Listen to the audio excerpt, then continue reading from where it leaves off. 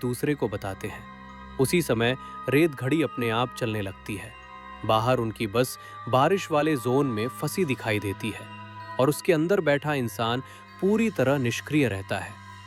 डर के मारे सभी फिर से बंगले के अंदर ही शरण लेते हैं। मोबाइल नेटवर्क काम नहीं कर रहा होता, इसलिए वे लैंडलाइन फोन ढूंढने के लिए बेसमेंट में जाते हैं।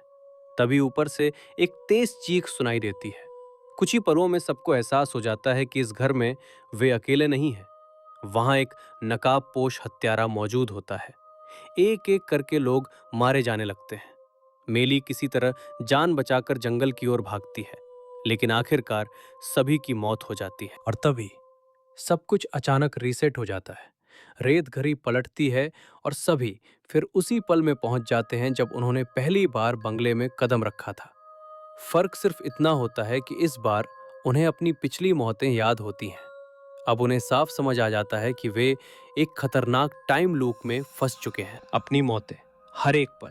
और सबसे डरावनी बात यह थी, उनकी तस्वीरें भी अब दीवार पर चिपकी हुई थी। अब तो सब पूरी तरह घबरा गए। क्या कोई अज्ञात शक्ति उन्हें यहां फंसा रही है? कैमरामैन ने कहा कि अब बस उसे गाड़ी लेकर यहां से भाग जाना है। लेकिन घुंघराले बालों वाली लड़की बोली, मामला इतना आसान नहीं है। उसे वो रजिस्टर याद आया जिसमें एक ही नाम की कई लाइनें थी। मतलब उन सभी लोगों ने ये लूप कई बार झेला है। इसी वक्त बाहर से एक बार फिर जोर से दरवाजा पीटे जाने की आवाज आई। सब लोग धीरे धीरे आगे बढ़े तो देखा मुख्य दरवाजा अपने आप बार बार खुल और बंद हो रहा था।